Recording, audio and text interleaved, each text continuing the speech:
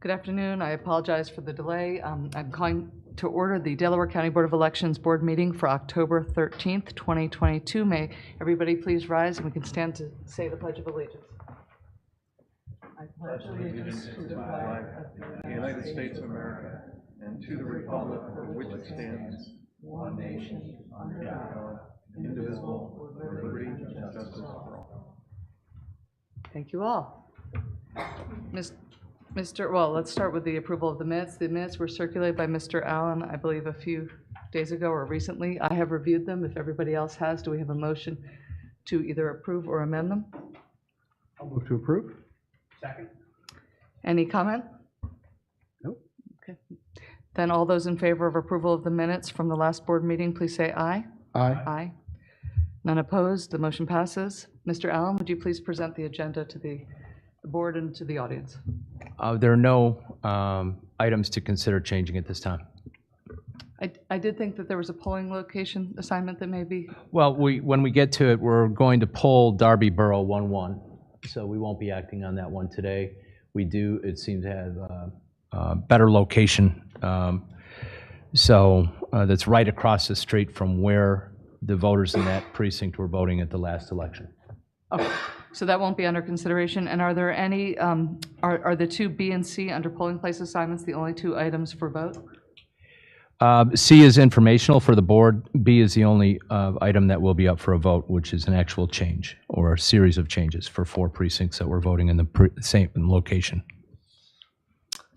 All right, then we are going to ask at this time, as we did at the last meeting, for public comment. I just want to be clear that on the agenda, the polling place assignments under B, Upper Darby 1-1, 1-2, 1-9, and 310 will be an action item by this board. Is anybody here related to those polling place assignments? Okay. Then if there's any comment from the board, otherwise I'm going to move to the public comment. Would anybody like to speak today as part of public comment? And if so, I'm going to say Nick. I refer to you as Nick because Manley always refers to you as Nick. But would you mind? We have a stand-in solicitor, although he's been very engaged with Mr. Parks behind the scenes on our solicitor team. Would you please mind the timer? Everybody's entitled to 3 minutes of time to speak. Yes. Thank you very much. Sir, Good please. afternoon. Good afternoon. Chris Fabre, 7103 Sellers Avenue. Just submitted a lot of right-to-know requests, and once again they got denied. It's tough to get information out of you folks sometimes, but I really don't want to talk about that. I was going to read them off like I did last time, but not today. Chain of custody. I know I sound like a broken record. I come up here every time, talk about chain of custody. Saw the presentation at the last BOE meeting, but it just seems like whenever it comes up to the wharf, it hits a brick wall. You know, I just feel it would be nice for the public to see what happens with the V drives, with batches of ballots as they move through the system, or at least know how they move through the system. Right now, there's no way to know that. So that's a concern, you know, because it's going to be the same thing again after the election. It's going to be, you know, council will say, oh, you know, everybody's up in arms over this, but, you know, we're asking for that.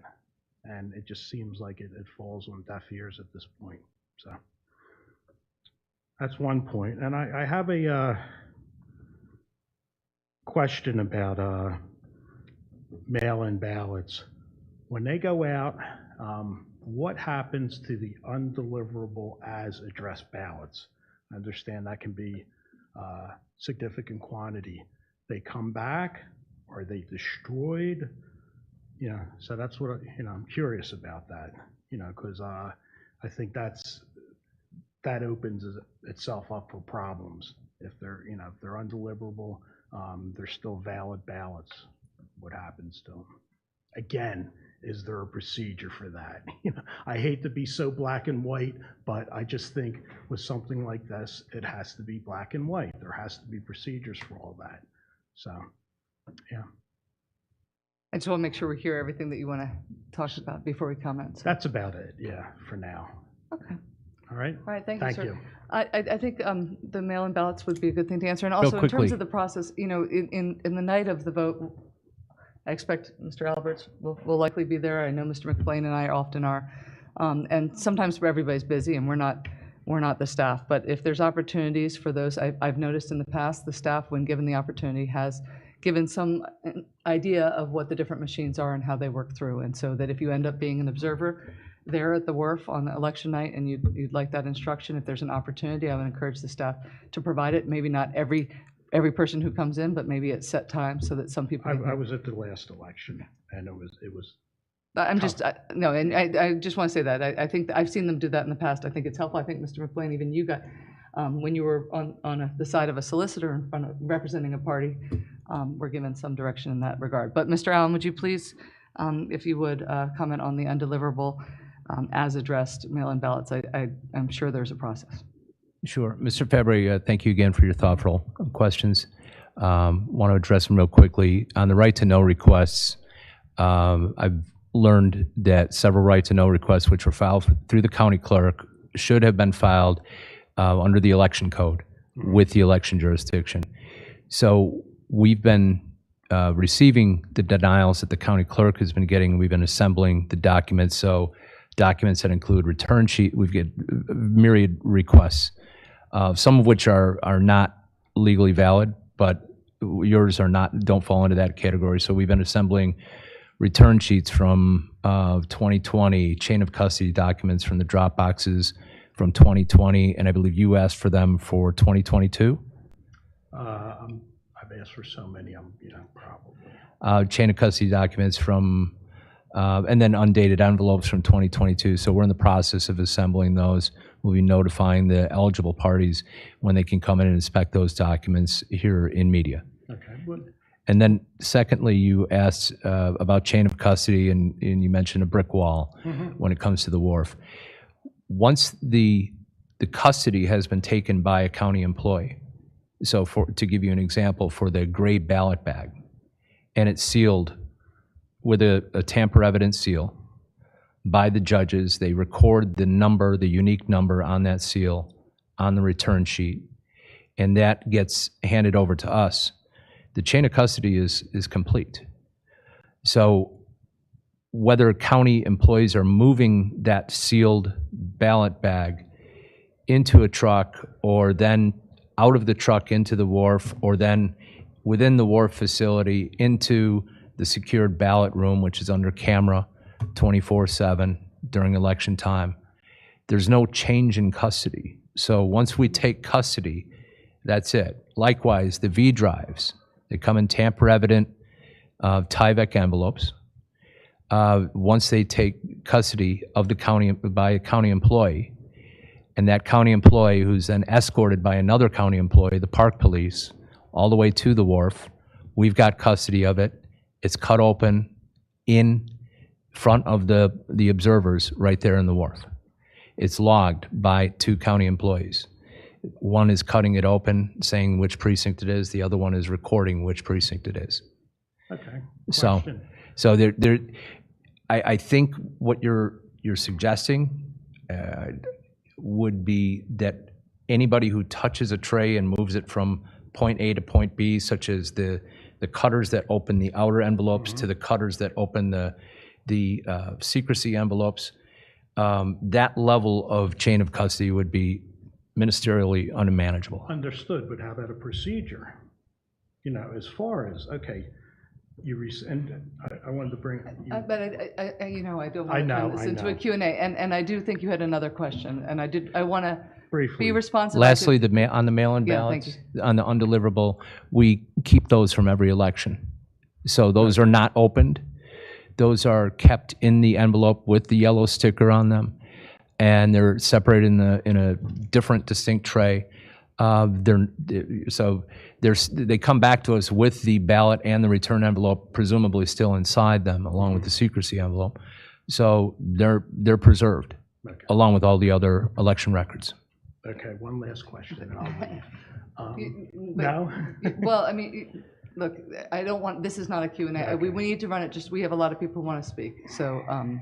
Okay, You- I have a lot of questions. Okay.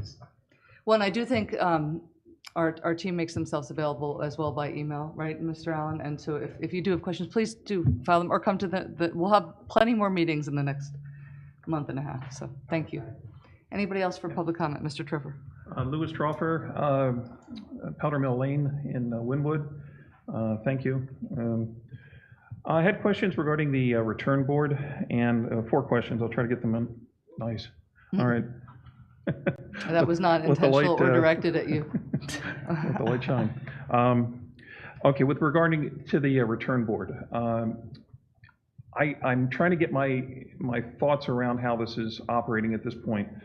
There's going to be county officials that will be involved in the reconciliation instead of the return board. And that may be a gross statement, but I just want to be I want clarification on that if I could, because I don't know what the role of the return board is at this point, because the June issue notwithstanding, it seemed that there was no input that was either accepted or welcome from the return board. And but there's nobody from the return board, so I'm doing it. I'm asking this question. So, but I would like to know who signs off for each precinct. I'd like to know how that's performed to reconcile these votes. Bear with me. Yes, with regard to the chain of custody, at the Wharf Building particularly, the problem has, thank you for the clarification regarding that once it's handed off to county election officials, they have it. I get it. The only problem is that there is a back room, and if there's a live feed, that's fine, but the issue has always been there seems to be a little gap in being able to observe what happens with these V drives. And again, that's been the issue. Maybe a year now, I guess, we're dealing with this. So it's not understanding what machines do and what happens at the Wharf Building. It's being able to watch a flow of what's going on there. And that's certainly why we're here. We need to have that. All right, keep going. This is something I do not understand, but I believe this is something you're more familiar with. Total ballots cast on election night. Will there be a posting of what total ballots cast are? I don't have an answer on that, so I can't speculate or argue it, but that's something I'm concerned over. And now getting into my area, with regard to the video streaming of the the mail-in drop boxes, I understand that all those feeds are going to be going to park police officers. Do they understand? Is there a protocol? And I don't need to know it, but I just need to know that they've been informed that if there's no video, if the video is broken down, that box is to be shut down, essentially. And how are they doing it? If they're in media or wherever they are, Rose Tree, and it's happening, 10 miles away. How is that affected? So I would like to hear if there is a protocol in place for that. All right, that'll do. Real quickly, the return board will still be in place. I've met with the return board. They've asked for more involvement by the election administrators, including myself. So they will still be operating in their same group of 18 individuals representing both parties.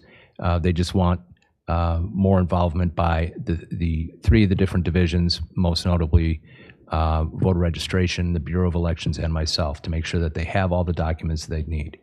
So in the past, the entirely independent model didn't work, and that's why I've said repeatedly, I'll say it again now, I've suggested a hybrid so that they're able to do their work, but we're there making sure that they have everything available, because there were things that they weren't even aware we could provide them with, such as access to the voter registration blue book, the poll book, so that if there's an item missing, let's say the numbered list of voters, you have an even a better resource in the blue poll book, so that you could actually go through and count how many voters signed in that day. As far as the live feed goes, I'm trying to think what the question was on that, but Well, if the park police notices that a camera is offline. they do. So they've alerted me in each occasion that this has happened, and so it's happened at Nether Providence at Helen Kate Furness Library. It's happened at Media Borough in 2 different elections. It's happened at Upper Darby. It's happened at Swarthmore College, the library. So in each instance, we've had to just shut that down, put up signs, Marple at the library there, and then we field the phone calls not only from the voters but places like Marple Library, like how soon can you get the camera fixed?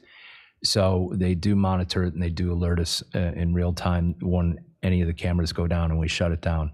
Ballots cast, yes, we report how many ballots were cast on election day in the precinct, as well as how many were cast by mail or absentee ballots, and lastly by provisional ballots. And I think there was another question about the live feed at the wharf. That'll be turned on tomorrow. And I can't remember if there was another question that you had about that. Well, that's what I had. Okay. Thank you. Sir? Madam Chair, may I just make a comment? One of the issues raised by Mr. Crawford, the back room at the wharf. I did want to, that's what it was. And again, my experience here was that originally in 2020, I was an attorney representing the party, and I did get an order from Judge Capuzzi that when we went through that process, the Board of Elections at the time had agreed that none of the canvassing process would take place in the back room. And that has been consistently what the order was. The only exception to that, I believe, in 2020 was there was some kind of a breakdown with the Bluecrest machine, and the computers in the back needed to be, the ballots needed to be hand-wanded. And the Board of Elections at the time did agree to post people in the back to watch that process. But that was the exception to the rule. So, I mean, since my involvement on the Board of Elections 2021, I've been able to go back, and there's offices back there, but none of the, I can tell you that at least in September 2021, none of the canvassing process has gone on in the back room, where you're able to observe. And the policy has been, and I would hope that we would continue it, if for some reason we did need to handle ballots, back there for some reason, such as hand wanding them into the shore system, that there would be observers permitted to see that process.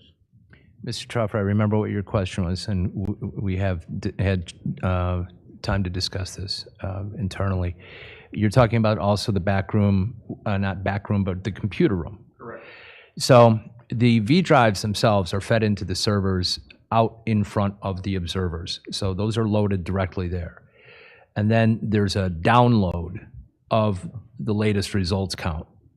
Now, the reason we don't have any cameras in that computer room is that would compromise, because you're only talking about ceiling cameras, any kind of passwords that we have.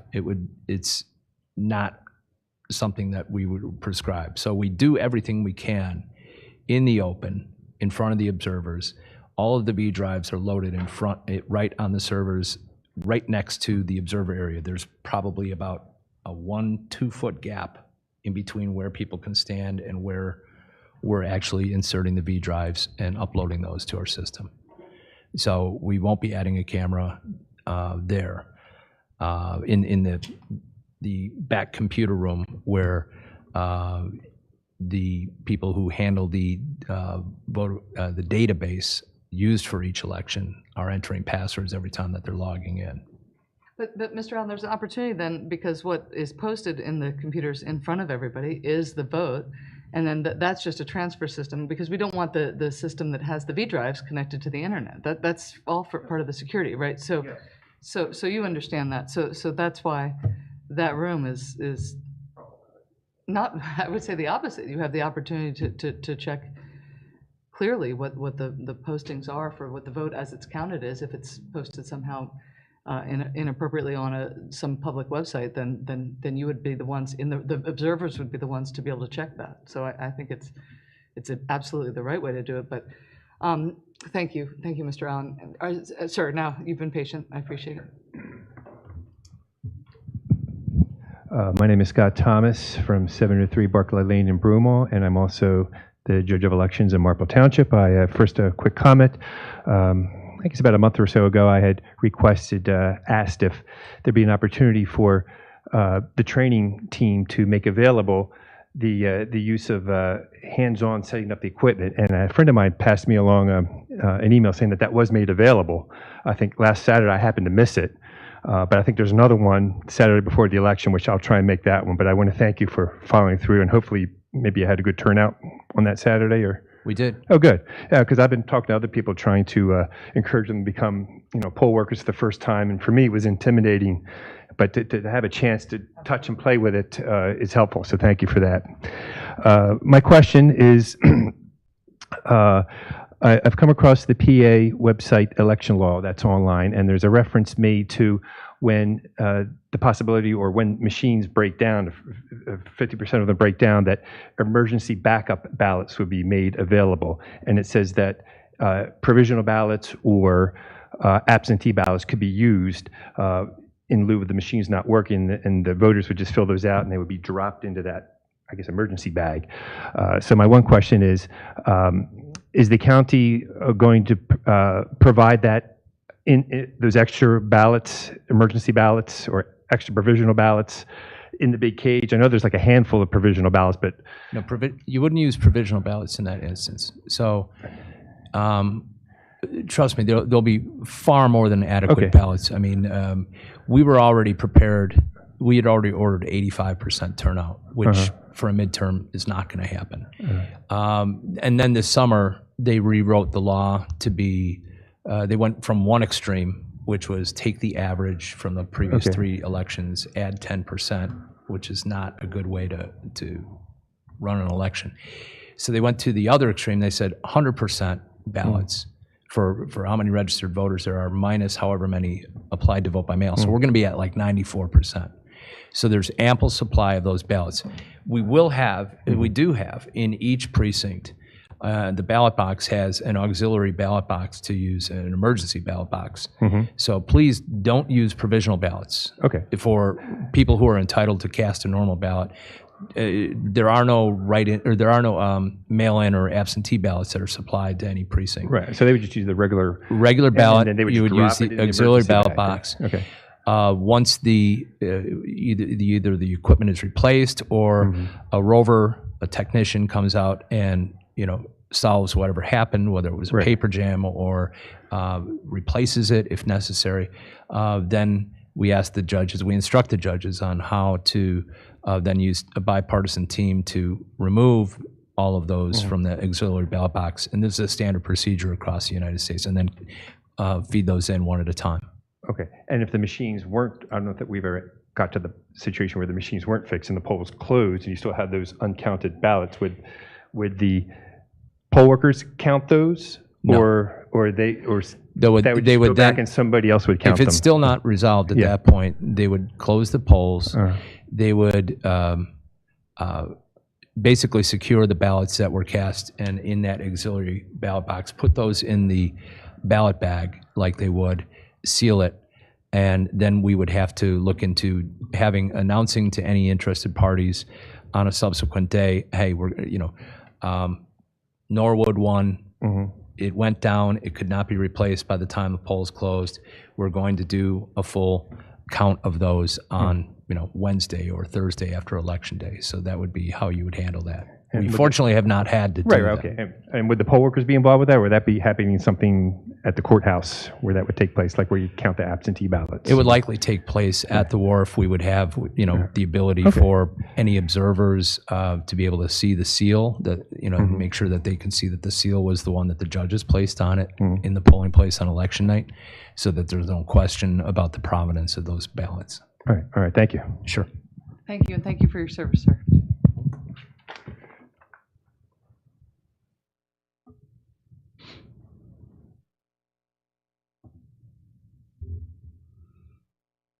Good afternoon. Good This is afternoon. Joanne Stump, 16 Flyway Drive, Newtown Square.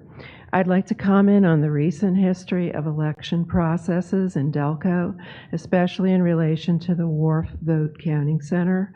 Back in the day, prior to 2020, each Delco precinct tabulated its own results on site and reported their results by precinct.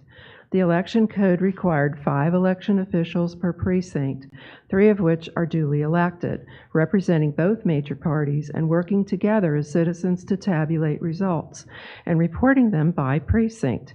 Procedures were simple. Election officials were able to concentrate on reconciliation of votes rather than on packing up machines in time to get to media by 11 o'clock so that they would not have to drive all the way to Chester. Poll watchers were present and able to meaningfully observe every single step of the process. New process. In November of 2020, largely due to COVID, Act 77, and mass no-excuse mail-in ballots, vote tabulation was taken away from the local precincts, away from the duly elected judges of elections and inspectors, away from neighbors working together, and away from the oversight of certified poll watchers. Where to? To a new remote location in Chester, to be done by a new election machine system, by unelected county employees and unelected nameless volunteers. Delco centralized its vote tabulation and took it away from the people and from the scrutiny of certified poll watchers. Poll watchers no more. Speaking of scrutiny, there isn't any. Starting in November 2020, poll watchers were called by a new name, which is not found in the election code. They are now called observers, yet they are unable to actually observe anything from the fenced-in pumpkin patch to which they are confined by the Board of Elections. They're not allowed to ask questions, to understand the processes. The county has neutered its poll watchers, making it impossible for them to perform their statutory role and making it impossible for anyone to challenge any part of the county's infallible tabulation process. Thank you.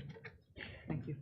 Madam Chair, the vote tabulation was not taken away from the precincts. It was never performed in the precincts. It was Danaher equipment. The only thing that was processed in the precincts prior to Act 77 were absentee and mail-in ballots. And they were quite often counted incorrectly. Those were the only hand-counted items. The vote tabulation did occur in the polling place. Secondly, Delco did not take it away. The state legislature only centralized the central count of vote by mail and absentee ballots in recognition of the fact that the old system did not work. In fact, many of the absentee and vote by mail ballots simply were not counted and were just stored away in the paperwork, and then were sometimes found weeks after the election, after the certification, and voters were disenfranchised. So that doesn't happen anymore. Lastly, in terms of being fenced in a pumpkin patch, I'm not sure what that means, but there is an area where observers are allowed to view. It does not, just like in the polling place, the law does not allow people to interfere with the staff as they go about their work. We also have cameras throughout the facility, and much like major sporting events, specifically football, you often have a better seat at home with the myriad cameras that we have, and that have angles in all of the different areas, including the secured ballot rooms, than you would, because you've got to preserve traffic flow, and you've got to preserve the integrity of the ballot counting process. You can't have people walking through in between different envelope openers and stuff like that. So I appreciate the concerns, but I respectfully disagree. I don't know if you know, Mr. Allen, but I was a minority inspector in UP3 prior to joining the board, so I am familiar with what was done at the precincts prior to Act 77. Anyway, thank you. Thank you for the comment. Any other public comment? Yes, please.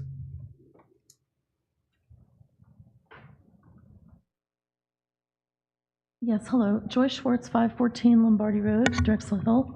I'd like to go back to reiterate some of what Ms. Stump said about the relocation of the tabulation in the Central Counting Center. I did not work as a poll, I was not a poll worker as you were, Ms. Linkenheimer, but from what I understand from speaking with different friends who were judges of elections or were poll workers, they said that prior to 2000, the results from the elections were reported from the precincts. So, and They still are. They print out. excuse me. Poll watchers. They hand it to Yes, both political parties. There's right. one posted in the window. There's one preserved by the minority inspector. So this idea that the tabulation is not occurring in the precinct or has not occurred in the precinct, it has consistently prior to Act 77 and now since Act 77. So the tabulation of Election Day ballots cast in the precinct has and continues to be occur in the polling place on Election Day. All right. Well, from what I understand, a lot of the responsibilities that would normally go to the election officials at the precinct, because of the Central Counting Center, those have been shifted to the Central Counting Center. Am I wrong? Yes. Okay, well, I want to make sure that Ms. Schwartz has a chance to complete the comments, and then we can Okay. respond as we feel. all right. Anyway, also, I'm concerned about the role of a certified poll watcher versus the role of an observer. In a document written by Solicitor Manley Parks, he states that poll watchers and authorized representatives have no legal right to observe or be present at county election offices, and I can totally understand that. Nobody wants random people walking through their offices. But if that back room where the central computer is where the upload occurs, if that computer is not within sight of the people that are there watching, the watchers, why can't that computer be moved out of that back office into the main room so that people can see it? I don't really get that. I understand, Mr. Allen, you explained that to some degree, also about the people logging in, having their own codes and the security issue. But if people are logging into the other computers, then it just seems to me there must be some way to make that visible. That is a point of contention here with people. I haven't seen this myself, but people have said that they have seen people with V drives in their pockets going into the back room. And so that's, to me, a point of vulnerability that I think could easily be solved.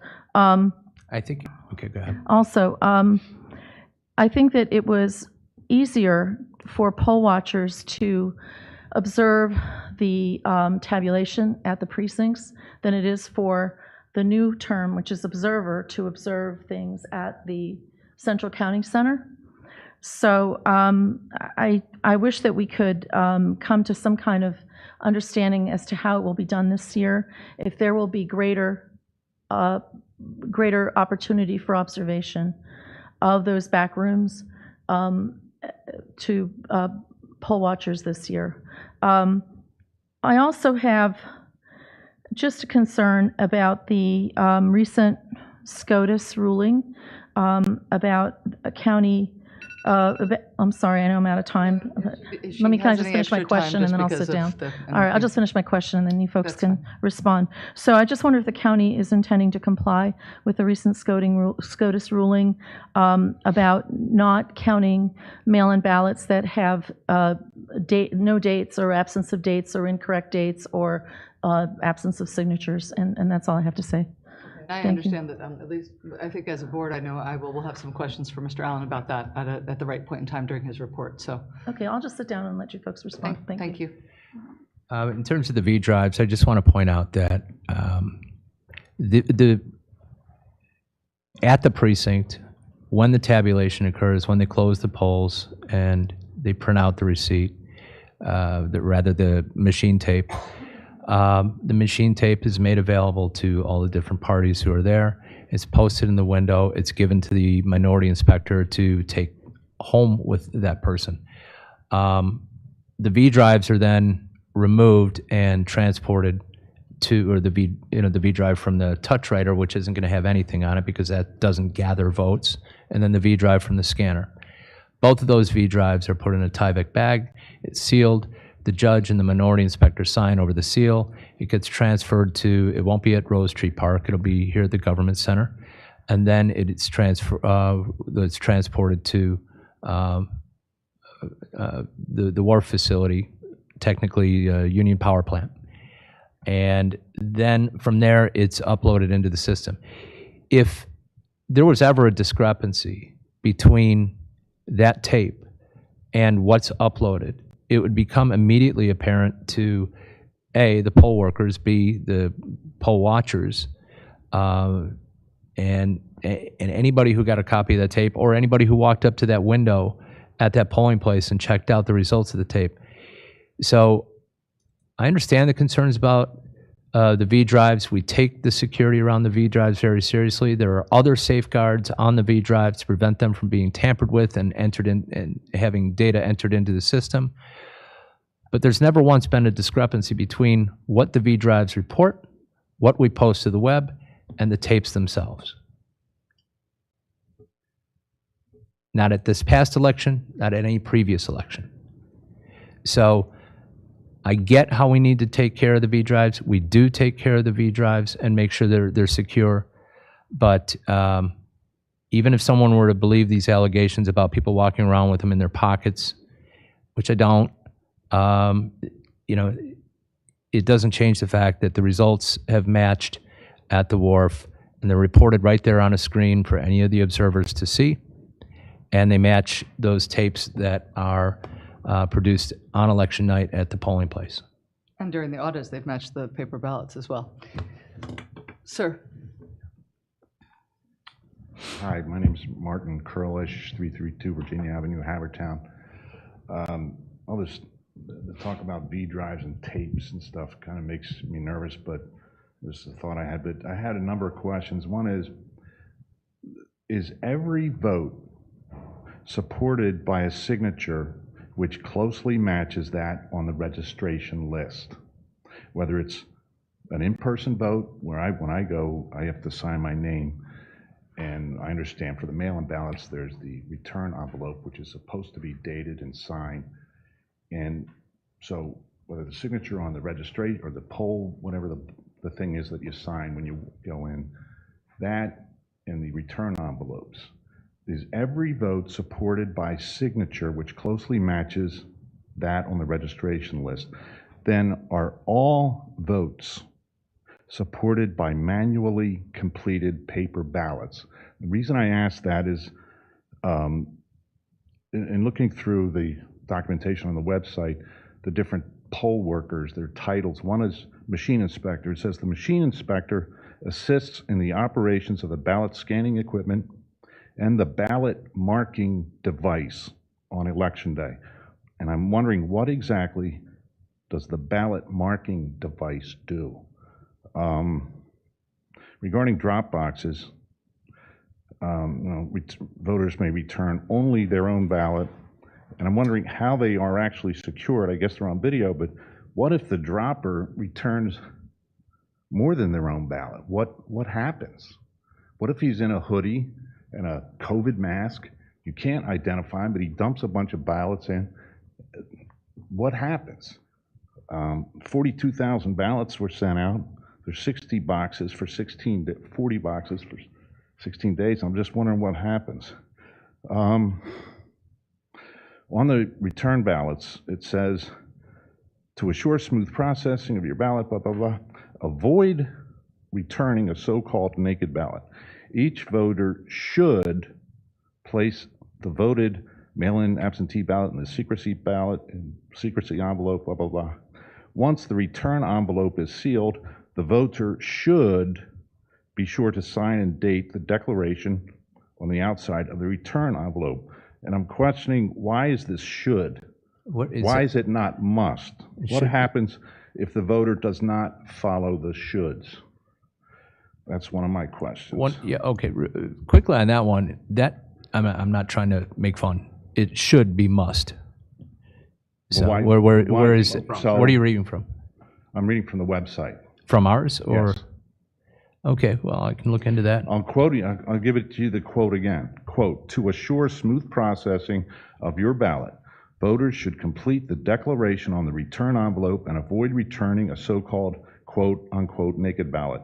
Each voter should place the voted mail-in/absentee ballot in the secrecy ballot provided, seal it, and then place that secrecy envelope in the larger return envelope. Once the return envelope is sealed, the voter should be sure to sign and date the declaration on the outside of the return envelope. And my question is, what happens if the voter does not follow the shoulds?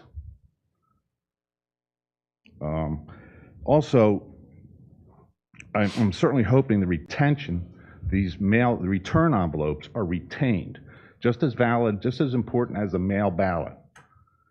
And I want to make sure that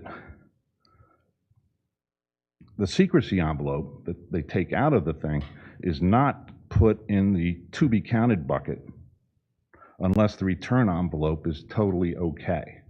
You don't separate the two and say, okay, we can count these unless the return envelope is A-okay. Also, I'm wondering if there's a notation made on the voter registration list that that person voted by mail or voted in person. So for all the people on the voter registration list in my precinct, go down the list, that person voted by mail, that person voted in person. Because I'm just certainly hope there's not a case where, I certainly hope there's a notation made that the person voted by mail, because otherwise a person could vote by mail and show up and do that. Anyway, and I don't know if it's possible to get a copy of the detailed vote collection counting processes. If a citizen can get a copy of that to go through it, because the more I go through this stuff, the more questions I come up with. And that's about it. Thank you, sir. Those are very thoughtful. I think So signatures are required whether you're voting in person or whether you vote by mail on the return envelope. An unsigned envelope is left sealed and unopened. They are paper ballots generated by the voter that are marked by the voter. The one exception that you referenced is the ballot marking device. By federal law, each jurisdiction in the United States is required to have a function, a voting system that is accessible for people with different physical abilities. So the Heart Verity system has the touch writer, and the voter can either a voter who's able to mark a ballot may mark the ballot by hand on the screen, and then it'll print it out with the selections marked, and they can inspect that. Or a voter who, let's say, is blind can put on headphones and have an audio ballot and make selections by dialing a wheel, and it'll mark a ballot. So that's the only mechanized marked ballot system that there is, but that's required by federal law under the Help America Vote Act. If someone's disabled, or so to speak, blind, or would they somehow communicate to the machine, and it would print out what their desires were on the ballot, and then they can inspect the ballot that's spit out? They could either have someone inspect it for them, or they can have it read back to them the audio ballot. But It's a requirement to make sure that every voter, no matter what their abilities are, is able to vote privately and independently. But the piece of paper is produced, yes.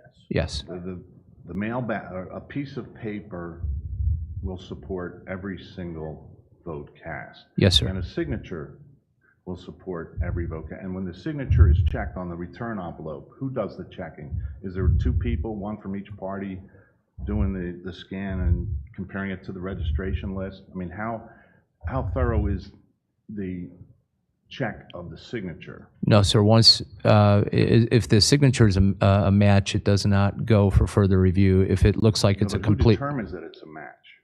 The individual who's assigned to review that. Individual. Yes. From one party. Yes. But those envelopes are preserved. That was your next question. Okay, so all the envelopes Yes, are by federal law. Or in state elections, local elections by state law for a certain amount of months after the election. But under federal elections, it's 22 months. he said by a party, though, Mr. Allen. I mean, of course, presumably the person inspecting may have a party, but it's not weighted towards a particular party as the inspector. No. And is there an observer? People mentioned observers.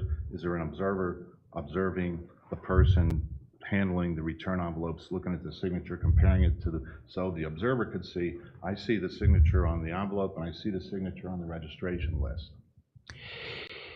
it gets into a delicate area because it's personal identifying information. So in the polling place, for example, the poll workers the are, return let me, envelope- allow me to answer your question, sir, please. The, in the polling place, for example, they sign into the paper poll book, and the signature is pre-printed on there, but it's upside down to the voters' orientations, so that it's not, relatively clear, and the poll workers the poll worker who's handling that just does a comparison right there and approves or disapproves signing, issuing the ballot from there. But workers are in not- an audit or something, somebody could go through verify, or 1,000 votes were cast. Okay, I want to see 1,000 paper ballots with 1,000 signatures, or 1,000 signatures on the polling book or on the return envelopes. Yes, Yes. It all sync up. yes. Okay, and is there some kind of copy of? Sir, I don't want to I can get you the instructions that we have for processing the applications as well as processing the ballots. You can get me that? Yes, sir. Okay, thank you. Thank you, sir.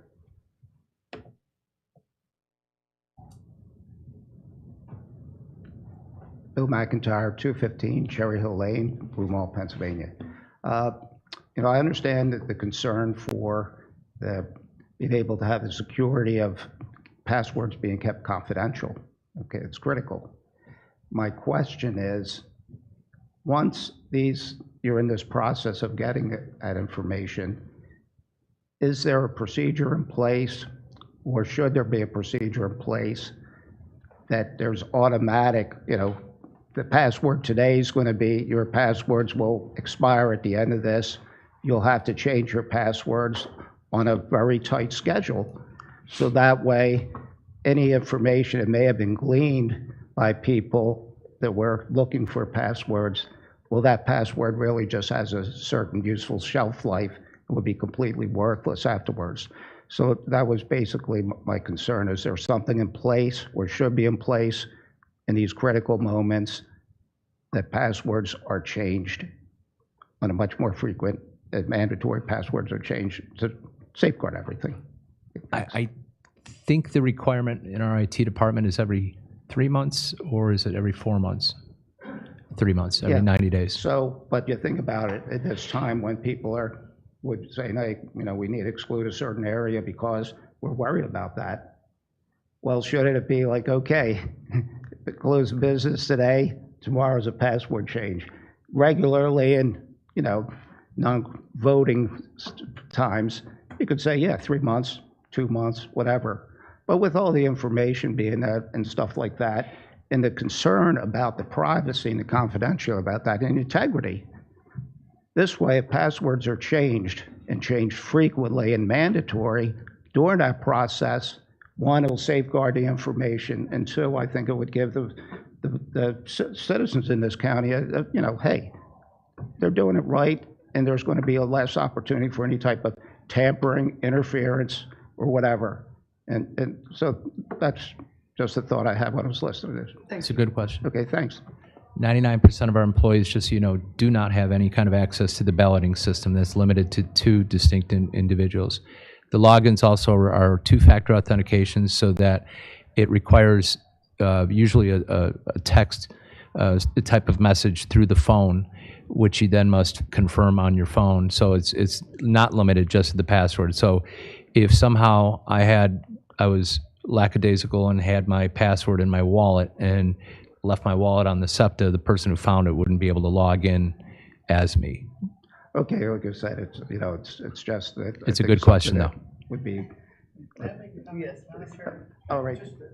Mr. McIntyre, there's good questions. And just to I think, clarify something I heard from the last, maybe a couple speakers, where I think something's being conflated, is that the V drives, which have the data on it from the machines at the polling places, the only computer where the V drives are read is the computer that is right there next to the observers area, and they're put in there, and that only occurs over a process of an hour or two on election night for 420, that get returned in the proper fashion that night. There's always a handful that the judges don't return them properly for whatever reason. And those handful come up the next day. So it's a relatively short window of time, but none of those V drives are being read in the back room, or the data is not being, transferred in the back room. That's so I just want to clarify that.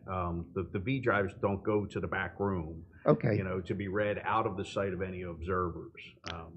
Well, that's, again, where they were saying, oh, get excluded because of the, passwords and stuff like that, that's just made me think. Right. No, and this is what I was trying to say, Mr. Harper.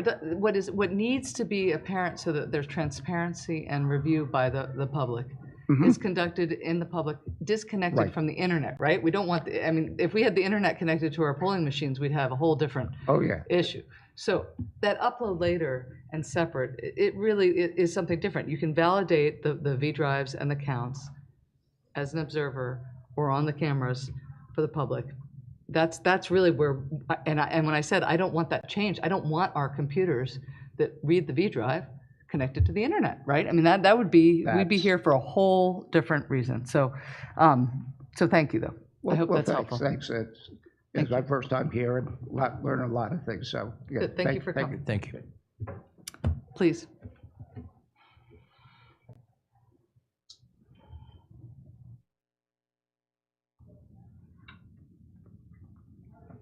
Hi, my name's Laura Lewis, and I live on St. David's Avenue, Wayne, Radnor Township. As always, I'm here to address the many vulnerabilities of election machines, today's vulnerability. In October of 2021, in Williamson County, Tennessee, an election worker tallied votes on a Post-it note, realized that hundreds of ballots were removed from an election machine tabulator or scanner and were not counted, even though that tabulator never signaled that a problem occurred. The state of Tennessee and the EAC and the two accredited entities that test voting machines, Pro-V&V and SLI Compliance, investigated the anomaly and were able to repeat the problem, but were not able to determine the root cause of the anomaly. The federal government and the state could not determine the cause of the problem, so they brought in Dominion Voting Systems to investigate why their tabulators were miscounting ballots. On February... Could you please repeat the manufacturer that you said just now? Dominion, was it? Dominion, yeah, Okay. I'm going to get to that, so don't worry. I know. On February 11, 2022, Dominion submitted a root cause analysis of report to the EAC. On March 31st, 2022, the EAC released a report on the Tennessee error, which states, quote, the direct cause of the anomaly was inconclusive, unquote, unquote, an erroneous code is present, unquote. The report states, entries, a security error, QR code signature mismatch, and a warning message, ballot format or ID is unrecognizable, indicates a QR code misread occurs. When this event occurs, when these events are logged, the ballot's rejected. Testers noticed that the machines counted the votes properly until the error was triggered. After the error was triggered, the current ballot in the machine was not counted, and every ballot after it was not counted until the machine was reset. The U.S. government report explains that the Dominion tabulator marked all of these uncounted ballots as provisional, even though tabulators typically do not scan provisional ballots, which are customarily hand-marked paper ballots that are placed in an envelope and addressed by election officials after the polls close. Furthermore, according to the ballot images were a provisional folder that was hidden from the tabulator's count in the poll closing tape. In other words, the tabulator didn't reflect their existence anywhere in the process. Last Thursday, open records requests from 64 of 66 Georgia counties showed the same security error, the same QR code signal mismatch and warning message that caused the 7 scanners to miscount hundreds of ballots in the Tennessee earlier. While Delco does not use Dominion machines, this error occurred with the tabulators or scanners.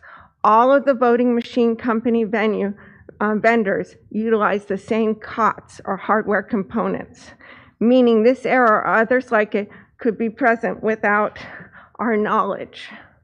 We should use paper ballots. At a minimum, we should verify the number of votes scanned match the number of votes tabulated by the machines to avoid a simple error like this.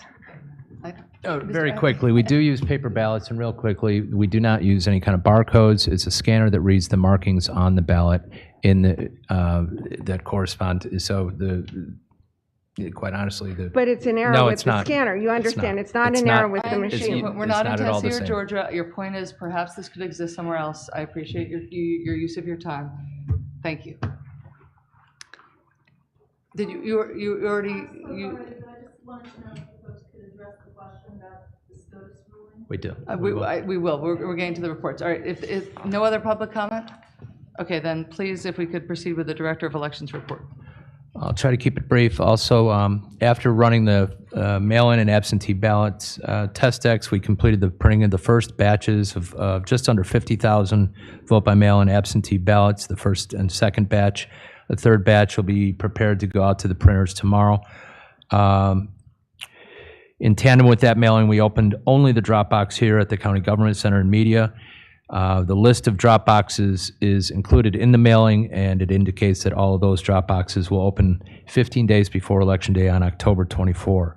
Tomorrow, we will be making the first pickup from the drop box in the Government Center, and therefore we will be activating the cameras at the Union Power Plant at the central count location.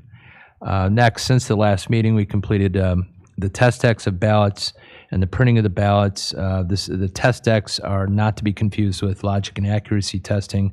This is best practices where you print ballots with marks on them and that you read into a test environment to make sure that your ballot printing and the election database are in sync. So this is not required by the election code. It's an extra step that we follow, and we've had success with not having problems with ballots where other jurisdictions have. The Voter Service Center is now open in Media 6 days a week, Monday through Friday from 8:30 a.m. to 4:30 p.m., Wednesday evenings through 8 p.m., and Saturdays from 9 a.m. to noon. So if voters need to get a replacement ballot, if they make a mistake, if they forget to use the secrecy envelope and discover an oops moment in, at home, they can come in and they can cancel the original ballot and envelope and get a replacement. Training classes have begun. Any judges of election who have not gone through classroom training since 2020 must take training now ahead of this election in order to receive training pay. Again, this applies only to judges of election and only to judges of election who have not had classroom training since 2020. We believe that hands-on training is required. We have a few judges who've had some issues in the past, and we're making that a condition of receiving training pay, in addition to passing the test. On poll worker instructions, the new Election Day guide for our poll workers has various updates and improvements. We've always had detailed instructions, but the most important change that we made this time was the addition, and pardon me, my dad was a pilot, and he had a pre-flight checklist and a post-flight checklist, and he followed that religiously, and there was never a problem. So, that's what we adopted this time. We've got a pre-election, opening the polls checklist for step-by-step what all the items they need to go through, all the paperwork that they should start, and then the same thing for the end of the day, so that we're hopeful that the paperwork is that much more clean at the end of the day. All 4 areas of our election offices are extremely busy right now. We have the poll worker hotline and voter service center, both assisting both poll workers and voters. The team at the wharf continues to work overtime to process the daily influx of applications. Just in the last couple of days, we've had 530 paper forms in addition to the ones that come online through the state system. The team in voter registration has had its hands full with the largest run of paper registration forms since 2016. Most registration and activity in 2020 shifted online. Those are still occurring, but now with the summer and fall outdoor events and the receding concerns about COVID, there are more voter registration drives out there. And this is a challenging and tedious process for our staff because they have to log each one of these forms, even when it's a duplicate, and make sure that it doesn't result in a duplicate registration. But they still have to log and go through each and every one and do a mailing for each item. The team at the voting machine warehouse, meanwhile, launched logic and accuracy testing of the ballot scanners and touch writers on schedule this week, starting Tuesday. And with that, we can move on with the meeting. I want to say thank you.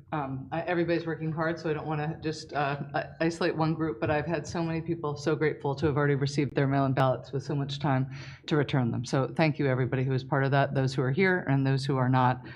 It's greatly appreciated and very impressive. We have an impressive team, as we've said many times before, and we are grateful. Any questions for the Director of Elections? I think, Mr. McBlain, is there anything you want to talk now, or you want to talk to the solicitor? Okay. Yes, with all the solicitors, Yeah, report to address the Migliore rule. As you make your report, would you mind addressing the Migliore ruling? And that may lead to some questions for our Director of Elections, so please. Yes, thank you. And again, I'm Nick Centrell. I'm here because the solicitor, Manley Parks, couldn't be here tonight. I work closely with Manley, and we have studied this issue very closely, as Manley mentioned at the last meeting. The ruling that came down, I believe it was yesterday, from the Supreme Court did vacate the Third Circuit ruling in Migliore on the basis of mootness. For those who aren't aware, it's that the federal courts are unable, of course, to hear cases for elections that have already been decided. The Supreme Court did instruct the Third Circuit to vacate the ruling. That said, because it was vacated on mootness grounds rather than any type of reanalysis of the materiality provision of the Federal Civil Rights Act, we still believe that the analysis holds and that it would be a violation of federal law to disenfranchise any voters for immaterial errors on their ballots. And as you know, as was addressed at the last meeting, the material errors would be anything relating to a voter's age, citizenship, residency, felony status. So errors such as dating, enclosure in a privacy envelope, things like that of that nature would be a violation of the Civil Rights Act, or excuse me, of federal law and the Civil Rights Act specifically, if voters are disenfranchised on that basis. And we believe that that holds even despite the ruling. And I think that I certainly would appreciate that any privileged memorandum that goes to the board to explain that the ruling and how you would apply that and recommend that we apply that we will obviously vote at the time of what to count, what votes to count and what not to count. But we appreciate the recommendation be updated based on that new ruling. And before I turn to Mr. McBlain, I know he has some questions, and maybe you do too as well, Mr. Alberts. I just want to be clear, Mr. Allen, we're going to be segregating potential ballots that could be affected by that ruling and by the recommendation of the solicitor, correct? Yeah, just as quick background, this issue has ping-ponged back and forth and with different degrees of certainty and uncertainty every year since 2020. And I can tell you that it's not only me, but it's all 67 election directors are exhausted with this issue because the Supreme Court of Pennsylvania held in 2020, give voters a break. I'm paraphrasing, but give voters a break because they're not used to voting by mail. Don't let this mistake hold them up. And then in 2021 said, well, that ruling only applied to 2020, and now voters are more used to it. So we received late guidance from the Department of State 2 weeks after Election Day.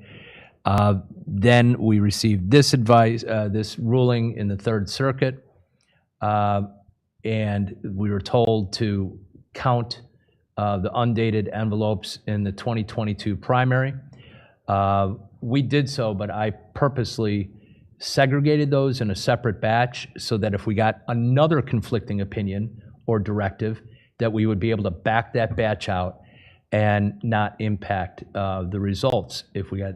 So right now, in addition to the U.S. Supreme Court vacating this decision on Migliore on mootness, we also received guidance from the Department of State saying, don't pay attention to that because there's a Commonwealth Court decision that still holds that you count the undated ballots. So again, we're going to play it really safe, and that is, we're going to segregate these, process them in a separate batch so that if we get contradictory opinions or directives, we can back it out and not affect the election results. And we won't be mixing the eggs in together, in the omelet where you can't find which was an undated, which ballot was tied to an undated envelope and which, in with others that had dated envelopes. So that's where we are. And our solicitor mentioned, though, as well, what is commonly referred to as naked ballots.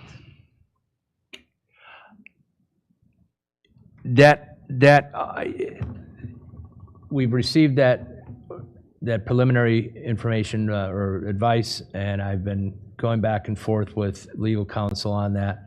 Again, if we were to proceed in that way, I will require staff to make sure that those are in a separate batch, because we don't want to be in a position where we're told we should not have done that, we should not have applied that legal standard, and be stuck in a situation where those ballots are counted and can't be pulled out of the count.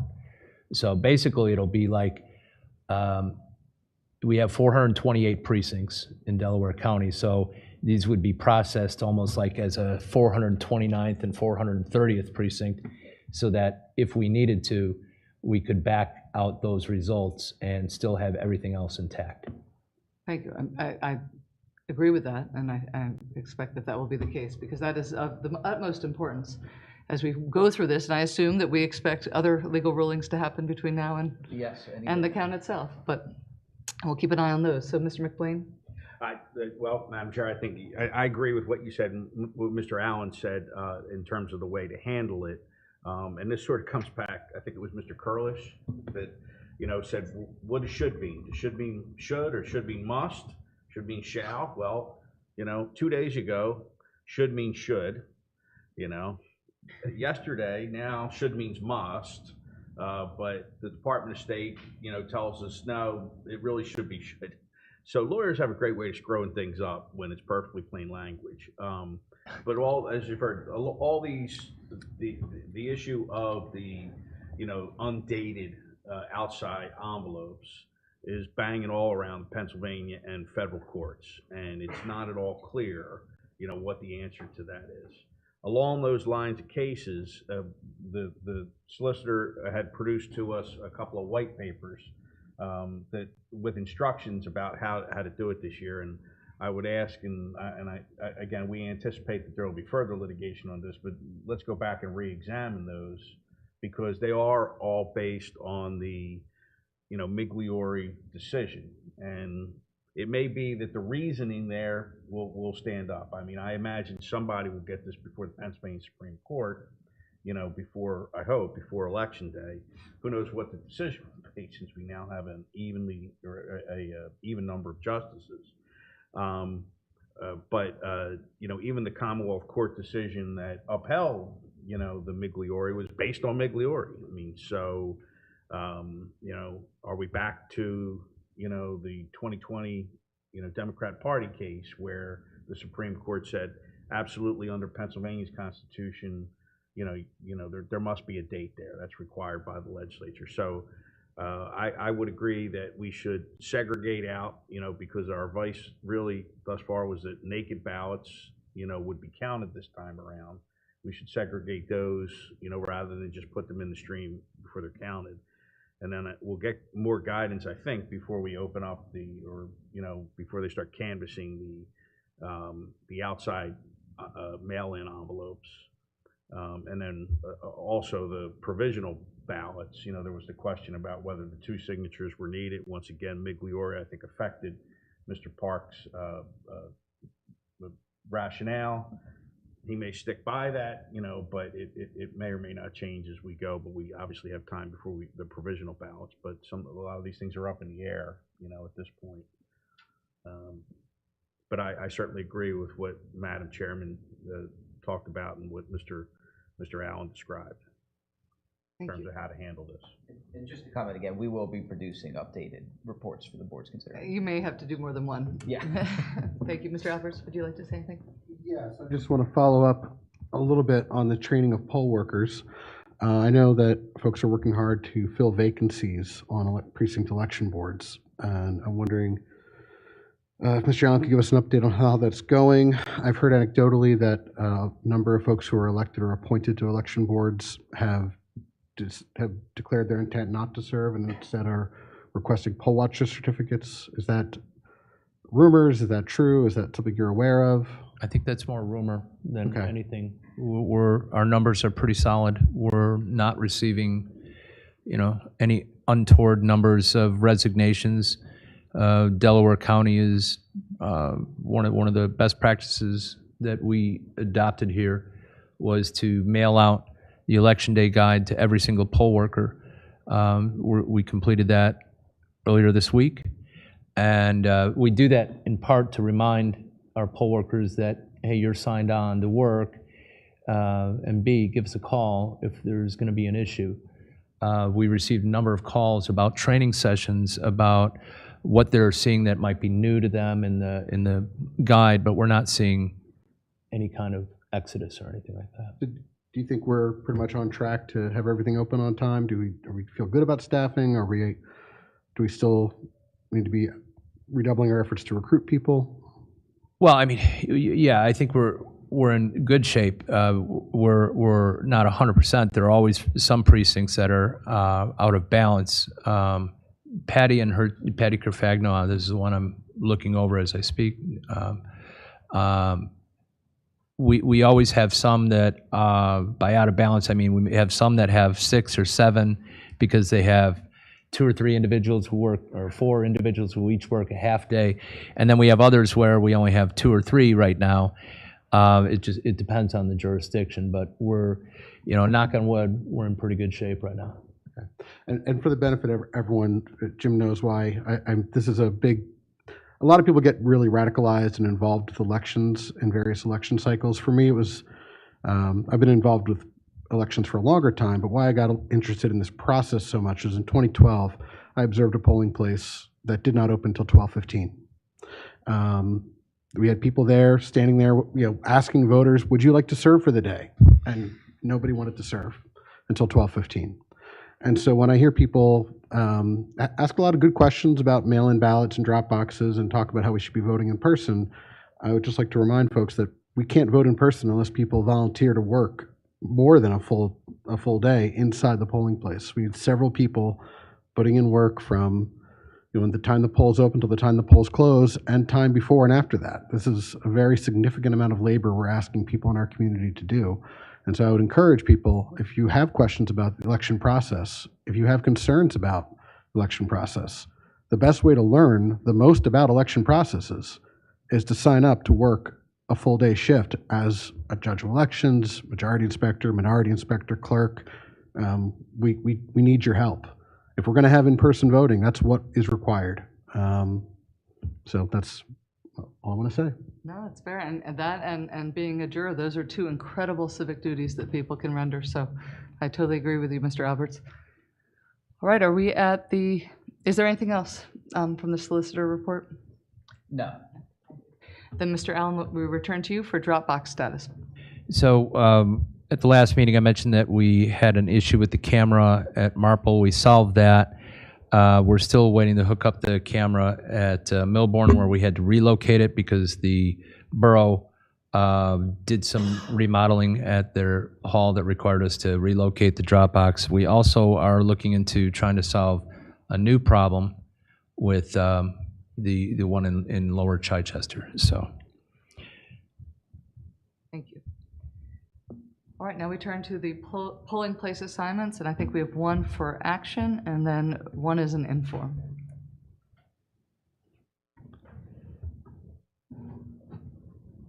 Hi. And this is the wonderfully capable Jackie Dunn, our warehouse manager. So. Okay, thank you. On the agenda, Upper Darby 11, 12, 19, and 310.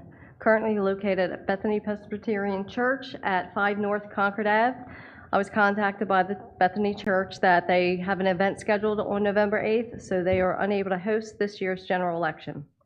I would like to make a recommendation to move Upper Darby 11, 12, 19, and 310 from Bethany Presbyterian Church to St. John's Indian Orthodox Church located at 4400 State Road, Drexel Hill.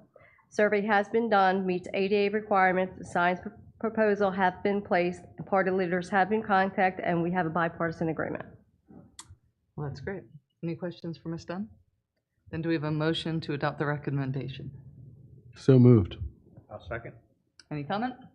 And all the, I know this has been a very hard one to try to lock down. It's a lot of polling places. We've had construction at the school. Thank you for all the hard work in finding this other location. Thank you. You're welcome.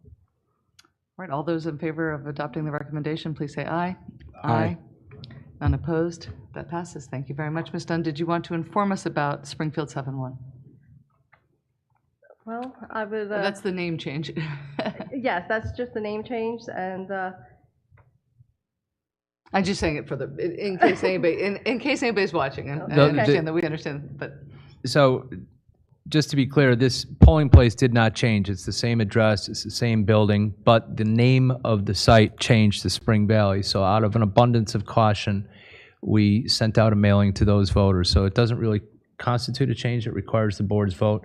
Similarly, thank you to the chair, I was alerted to another situation at UP3. Yeah, in Upper Providence 3, which is at Rose Tree Elementary School. We're moving it from the cafeteria to the gymnasium. So we're going to be sending out a notice to those voters, again, out of an abundance of caution, so that no one goes into the building thinking this is where I voted and thinks that they can't find the polling place. So those are informational only. No, I think that's really important. And I know that the judge of elections and the board of elections at that second location that you mentioned will be posting signs too, because the original polling location is way behind the building. As it moves around the building, those things can be confusing to voters and they can get discouraged. So I really appreciate the information that the voters get about even the minor changes that aren't required to be sent out, but we're still prudentially informing voters. Thank you very much, Ms. Dunn. you're welcome. Yes, Make a please. comment just that, and I know that the Darby Borough 1-1 is off, but I just wanted to pass on. I was contacted by a Darby Borough resident who's very active and interested in, these polling places down there. So just to pass on thoughts regarding that. What I got was that the proposal was to move everything to the rec center. Again, I don't know whether that was correct or not. There's 3 wards in Darby with 2 precincts each. And, this person indicated that all 6 precincts were going to be moved to the rec center. Okay. No, we were only going to move Darby Borough 1-1 into a site that already had 1 precinct. And now, because we have to post the signage 5 days before the board votes on it, we couldn't do that. We found out just yet, Jackie and her staff found out yesterday that it'll be able to move to a much closer location, which is Blessed Virgin Mary Church in Darby Borough, which already hosts 1 other precinct. So, but no, we were never thinking of moving, several into the rec center. So the rec center still will have just the 1 precinct it had at the last election. Okay. Great. Okay, thank you. All right, do we have any campaign finance reports today? No, right. Mr. Allen, do we have a proposed next meeting date or at least a time frame for that meeting? We're scheduled to meet on the 4th Tuesday, which I believe is October 25th. Yes, it is. It's October 25th. 24th is the voter registration deadline for anybody out there who needs to register for the first time or file a name or address change, by the way. All right, any other comment from the solicitor, Mr. Allen, the board? All right, then we will adjourn today's meeting, but we will turn to our next meeting. I don't see Ms. Winterbottom here. Is somebody going to be presenting on? This is here. All right. Thank you. Then I call to order the Delaware County Board of Elections Board Voter Registration Commission meeting for October 13th, 2022. Thank you. Voter registration has nothing to add. We're all up to date and we're handling our apps that come in from the registration drive. So Yes, that's that about sounds very time consuming, but we appreciate the hard work. Thank you. Could you maybe brief us a little bit about the voter registration drive for the benefit of the public? Tell us a little bit about the work that you've done there. Well, there's been an influx of forms that have come in to register for the first time, make any changes. They're the paper applications that come in, so we've just been processing them. We've been receiving a lot of them the last, I would say, month and a half. It's from all different registration drives for colleges, stuff like that. But I think Mr. Allen indicated that even if something's partially filled out, duplicate, you still have to process it. That's correct. That's part of the time consuming. And you've seen Yes. that happen, right? Yes, many times. Unfortunately. A lot of work. Dealing with a lot of duplicates, which doesn't result in another registration, but it still requires them to go through it. And then duplicates with address changes that don't appear accurate, but we still have to do a mailing, and then once it bounces back, that's not going to result in a registration. So we've had a lot of return mail from these. And what else am I missing? A lot with addresses that don't exist, a lot that we can't understand the handwriting, so that's really time consuming as well, trying to decipher what is written. Because then if it's typed incorrectly or doesn't match what they wrote or what we thought they wrote, it generates a HAVA letter. So that's another mailing that has to go out. So, yeah, if we can't make out the last 4 digits of the Social Security number or the PennDOT number, and we enter it in, then it comes back as HAVA not match and everything like that. So there are a number of challenges with the paper forms. If there's anybody who needs to register to vote, we strongly encourage using the online system that's hosted by the Department of State and is linked to the PennDOT system, because we get clean data that way from the voter. We're not interpreting handwriting and handwritten addresses and numbers and phone numbers and email addresses that sometimes are very difficult to read. Yes. That's good advice. I have abysmal handwriting. So do I. Thank you very much. Any other questions? No, it just sounds like a lot of thorough, detailed work, and thank you for it. Thank you. All right, anybody from the public, would you like to comment on the Voter Registration Commission meeting? All right, with that, thank you all for your time, and we will adjourn this meeting as well. Have a great day. Thank you. Evening.